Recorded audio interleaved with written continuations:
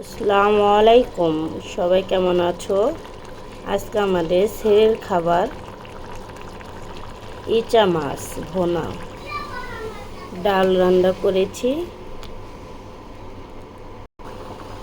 আর রাঁধছি মুরগির গোশত আলু দিয়ে ঝোল করছি। খাইতে খুব মজা হবে।